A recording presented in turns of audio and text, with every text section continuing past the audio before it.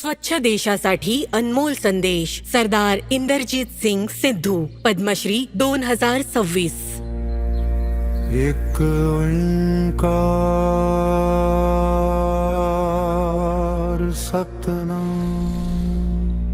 गुरु नानकजींनी 500-600 वर्षांपूर्वी पर्यावरण स्वच्छ ठेवायला सांगितलं होतं की पवन गुरु, पाणी पिता, माता धरत महत.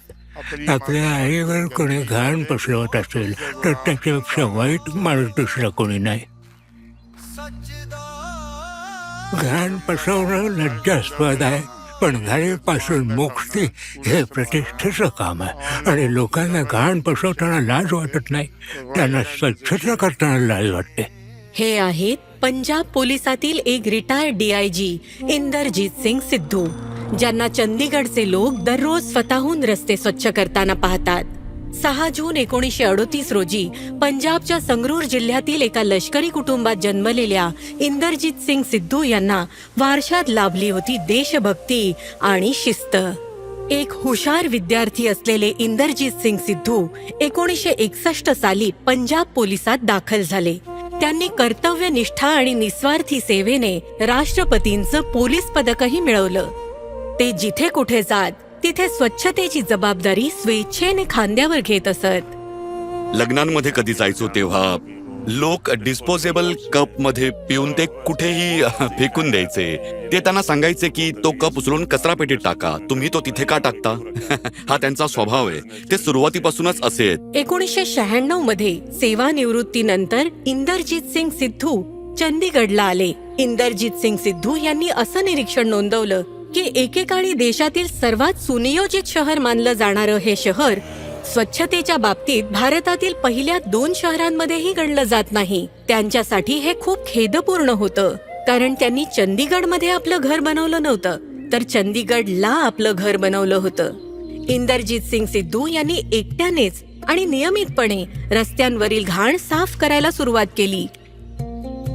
हळूहळू ही समस्या वाढतच गेली. कचरा उचलायला जास्त वेळ लागायला लागला आणि फेरफटका मारायला कमी. मग मी फेरफटका मारणं पूर्णपणे बंद केलं, फक्त कचरा उचलायचं लक्षात ठेवलं. एका रिटायर्ड DIGंना रस्ते स्वच्छ करताना पाहणं लोकांना विचित्र वाटलं. काहींनी खिल्ली उडवली तर काही जण चकित झाले. माझे काही मित्र येतात भेटायला तेव्हा म्हणतात की तुम्ही शेजारी नसता तर आम्ही इथेच कचरा टाकला असता. आता आम्हाला वाटतं की तुमचे वडील उचलतात तर आम्ही इथे तो टाकू नये. त्यांना कचरा उचलताना पाहून हातात ग्लोव्हज घाला हे सांगायला अनेक जण आले, पण मदतीचा हात पुढे करायला कोणीही आलं नाही. तरीही ते कोणताही दिखावा किंवा संकोच न बाळगता साफसफाईला आपलं कर्तव्य मानून करत राहिले. मी हे रस्ते, हे उद्यान, हे सार्वजनिक ठिकाणं स्वच्छ करण्याचा प्रयत्न करतो.